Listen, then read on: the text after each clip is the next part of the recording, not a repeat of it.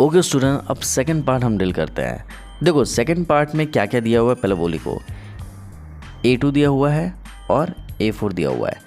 A2 है 13 और A4 है 3। ठीक है, तो कैसे सॉल्व करेंगे, देखो जो दिया है पहले उसको सॉल्व करो। क्या क्या दिख रहा है यहाँ पर, देखो 13 और 3 दिख रहा है, बाकी तो नहीं दिख रहे हैं। तो 13 आपका सेकंड टर्म है और 3 आपका फोर्थ टर्म है। कैसे, first term, second term, third term, fourth term. तो सेकंड और फोर्थ टर्म दिया हुआ है तो लिखेंगे A2 इक्वल्स टू 13।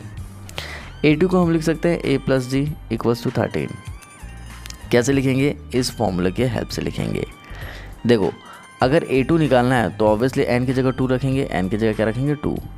तो A2 जब निकालेंगे तो A प्लस 2 माइनस 1 कितना होगा 1, और ये D का D, और D इंटू 1 कितना होता है D होता है।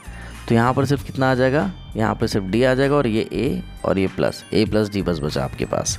ठीक है, तो देखो ना A की वैल्यू पता है ना D की वैल्यू पता है, इसलिए इसको आगे हम सॉल्व नहीं कर सकते, इसलिए हम इसको इक्वेशन 1 का नाम देंगे। और हमारे पास A4 कितना दिया हुआ है, 3 दिया हुआ है। A4 3 है तो A4 को हम कैसे लिख सकते हैं, A प्लस 3D लिख सकते हैं 3। इसको हम इक्वेशन सेकंड का नाम देंगे। फिर हम क्या करेंगे, solving equation 1 and 2 we have. तो इक्वेशन 1 और 2 कैसे सॉल्व करेंगे, ध्यान से देखेंगे आप। A plus D equals to कितना है 13, और सेकेंड इक्वेशन है A plus 3D equals to 3। यहाँ पर हम एलिमिनेशन मेथड लगाएंगे। ये क्या है, यहाँ पर कुछ नहीं है, मतलब प्लस है तो माइनस लिखेंगे, ये प्लस दिखा तो माइनस लिखेंगे, ये प्लस दिखा तो माइनस लिखेंगे। 3 के सामने प्लस है ना, तो यहाँ माइनस लिखेंगे।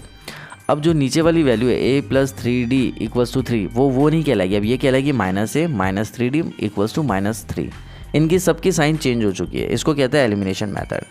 तो A में से A चल बसा, D में से माइनस 3D कितना होगा, यहाँ देखो D में से माइनस 3D करेंगे तो माइनस 2D बचता है, तो यहाँ लिखेंगे माइनस 2D इक्वल्स टू 13 में 3 गया 10। इसको आगे सॉल्व करेंगे। D equals to 10 by minus 2 कटेगा 5 आएगा, तो यहाँ पर D की वैल्यू आएगी 5 बाय माइनस 1, जिसको हम माइनस 5 भी लिख सकते हैं। तो यहाँ पर आपकी D की वैल्यू आ चुकी है, आ गई D की वैल्यू। अब हम क्या करेंगे, जो वैल्यू दी है उसको सॉल्व करेंगे। ठीक है, D की वैल्यू आ गई 13, 3 लेकर भी हम सॉल्व कर चुके हैं, देखो 13 लेकर सॉल्व कर चुके हैं और 3 लेकर भी सॉल्व कर चुके हैं।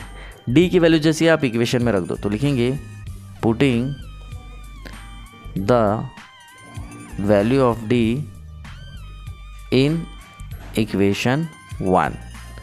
तो जब हम रखेंगे A plus D equals to 13 है, A प्लस D की वैल्यू कितनी है -5, तो D की जगह रखेंगे -5 इक्वल्स टू 13। यहाँ हो जाएगा A -5 इक्वल्स टू 13। ये जो -5 है वो यहाँ से यहाँ जाएगा तो कितना हो जाएगा +5। तो A की वैल्यू आपकी आ जाएगी 18। मतलब फर्स्ट टर्म जो मिसिंग टर्म था वो हमारा निकल चुका है 18।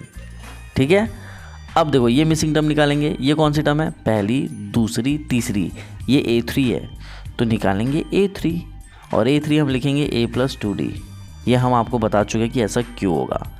A की वैल्यू है 18 प्लस 2 का 2 लिखेंगे। D की वैल्यू अभी हमारी निकली है -5, तो यहाँ लिखेंगे -5।